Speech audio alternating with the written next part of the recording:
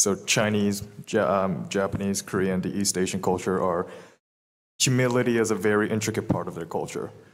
And you mentioned how you need to humble yourself even in an environment of education where we perceive as we need to stand out for us to learn, right? Yeah. We need to compete.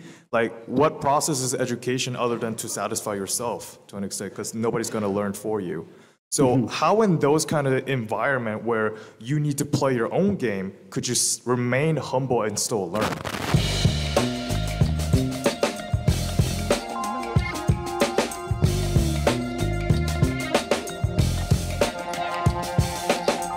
Oh, dude, that's a really good question. Like, how?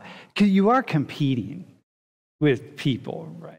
I mean, your classmates. You're at the same university, so you are competing with people. But you have to pretend that you're not competing with people? Is that kind of what it is? You can't show that you're competing? Yeah, right. How do you do that? Well, you're in theater, so you're an actress, so like you get good at that, I guess.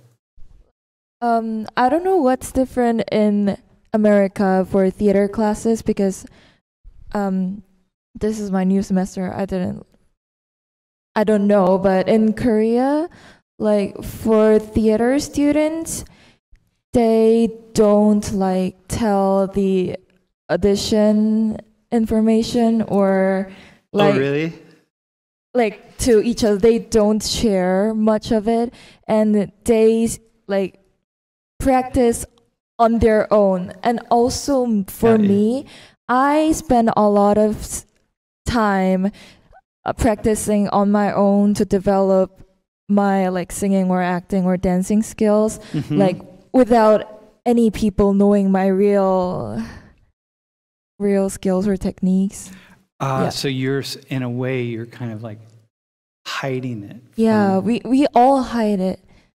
Yeah. I got you. And so like, that's your way of competing, of kind of being out there. Yeah, and we hide it and we take it out in the important like auditions or important.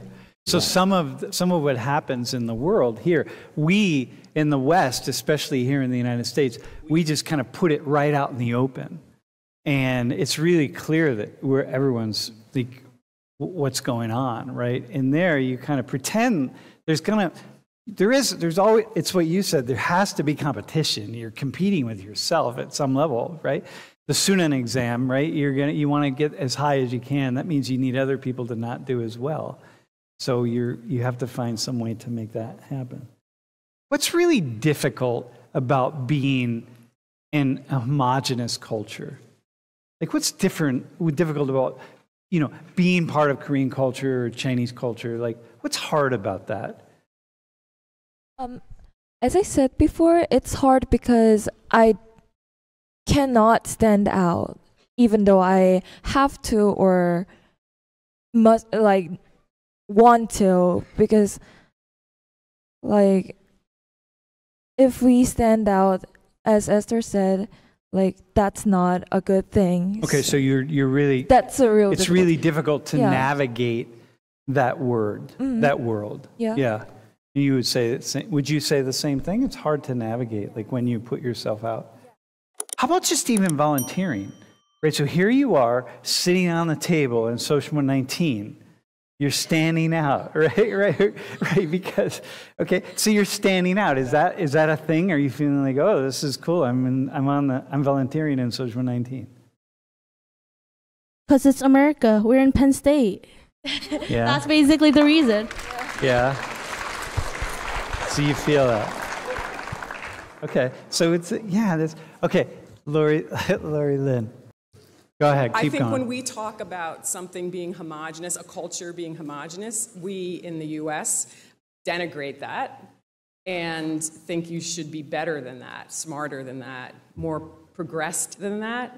And so I'm just wondering what people are thinking, hearing about cultures, huge cultures that are homogenous, and what are we thinking about that given how we talk about, diversity and multiculturalism? Like, in other words, like, oh, I wouldn't want to live in a culture where everyone's the same, or everyone has to follow. I can't, you can't be a nail that sticks up a little bit. Like you sort of have to follow everybody else. Like that, we denigrate that, right? Like no, I don't think it's that we're denigrating. Maybe that too, but I think just the idea, we're not allowed to think that there's something valuable within a culture that is not diverse. And that's all, and I think there's obviously benefits and drawbacks in each, but I just wonder what people are thinking who are really committed to a multicultural world. It would be really nice if somebody could take the microphone and answer that question, who's in the classroom. Ideally, someone in the back. But I'm going to say this, right? When I'm in Korea, I don't go to, Laurie and I went to Itaewon once, in Hyundai, to where the foreigners go, right? We don't go there. I don't want to go to Seoul and feel like I could be in Paris or London or New York or wherever that is. Like I don't have any interest in that. I go to Korea because I want to be in Korea. So when we stay around Konkuk University, that area, we stay there because there are very few. I like that area because there are very few people who are not Korean except for Chinese, but they stay in little Chinatown. So for me, it's awesome. If I want to be, I was in Paris several weeks ago, and I'm like, I could be in London, I could be in Rome, I could be in New York, I could be anywhere. It didn't really matter. But damn, man, when I'm in Korea, I want to be in Korea. So I wonder, could anybody respond to that? Like anybody who would like to respond to that? Your wife gave me the mic. All right, go ahead. You have it. I've traveled a lot growing up, and I've been able to see a lot of other cultures, and I'm very, very thankful for all of that exposure.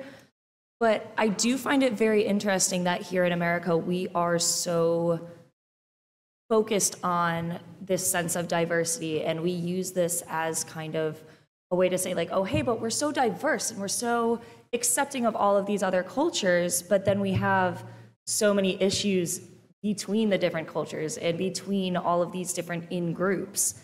And I think it's a really interesting contrast to see the way that we're interpreting them saying that there's a type of oneness to them saying that they are pushing themselves down. Because I don't think that that's what they're trying to say. I think that there is individuality still in this culture. I think that it's just less accepting to be so out with it. I think you can have that kind of difference within yourself and you can do it in your own life, but to bring it into a scenario in which you are with other people and around other people and going towards the same goal, I think that's when they're saying like, oh, hey, maybe we want to respect everybody else, and we do that by taking a step back and being homogenous in this group. What do you think about that? So the idea is like, there's this way of homogeneity that you find your individual ways of being an individual, but you always have to take some kind of a step back because that strengthens the culture. What would happen if Koreans or Chinese started to all of a sudden just put themselves out? What would happen if people like stand out and try to be like diverse and try to say what they like stand out from other people to get into the competition? I'm not sure. I think there was just like I'm pretty sure there will be more offensive people about it because they just want to be by themselves because they're used to this whole culture of being not standing out. But do you feel, I'm going to ask you a different question. When we're in Korea and Laurie and I, even in the middle of the night, we're crossing a street. I'm sure this is true in China too. We're crossing the street and the light says don't walk. And there's not a soul around anywhere. Nobody. There's no cars, there's no people. And in Korea and in China, you don't walk. You're going to stand there and wait for the sign to say walk. You can't see a single car anywhere in any direction at all. There's not a single human being. And yet the chances of you crossing the street against the crosswalk, because it says don't walk, you don't walk. Why don't you walk across the street? Because it's dangerous. I There's mean, no cars. well, There's nothing. okay, I do get it. I've been to, before I came to Penn State, from South Korea, I took the plane to JFK, New York, and I had a tour around Manhattan for like 6 days. And one of the biggest culture shock there was everybody's crossing the street, even though it's like red lines, and there were cars running by, and cars would stop. But the thing is, in Korea, you just don't want to be involved in a potential accident by a car, or bad behavior, or be judged by other people. Be judged by other people. You can inconvenience a car. Why in China would you not walk? Because I think in America, I think the car will stop and the people will cross the line, but in China it's not. The car will not stop, so you need to stop the green light. So the car has a green light, it's just going to go. Yeah. And the drivers expect you to not cross the street. Yeah, the car is first, right? Yeah. So the car will not stop to let you go the first. So So you need to stop. So it's a rule. The car has the rule to stop at the red light, to go on the green light. People have a rule to stop, don't cross the street when it's red and says don't cross. Yeah. And everybody follows the rules. And that's how a homogenous culture can be strong, because people have to follow rules. And here in this culture, like increasingly in the United States, we are comfortable not following rules, and we're comfortable just breaking them in any way that we want to break them. And like not wearing masks in COVID or whatever the case is, that makes life here, there's a certain comfort about that. I'll just do what I want to do. And if everybody in this classroom is kind of doing exactly what they want to do, then everything works well. But because we expect that. So in New York City, people walk, cars stop, they don't stop, they do. Everyone, it's a big game, and everyone can work with that. Like driving in Cairo, Egypt, where there are just no rules whatsoever, right? What do you wish people would really understood about your countries? What do you like wish, like you think about Americans here, like what do you wish they knew? Is there anything? Yeah, just about Korea, about China. What do you like? What's like something really cool about your country? Very cool. About your culture. I want like people to consider our country to like really kind people. Like because like, you know, in Korea, like standing out is like something they cannot do, but they're doing that for the like whole culture and group. So in the other world, they're being really kind to each other, and they're like considering other people. Yeah, you're constantly considering. So there is always like pros and cons to everything, you know? So for Korean culture, the cons, I would say I cannot stand out whenever or whatever I want to, but pros of that is like we are being kind and we are being nice to everybody. To each other. Yeah, in the culture. Involved. Would you say that about China? I think it's very nice things. It's like in China, we have a lot of traditional festivals. Yeah, so I like that focus on the meet friends, meet families, and meet parents.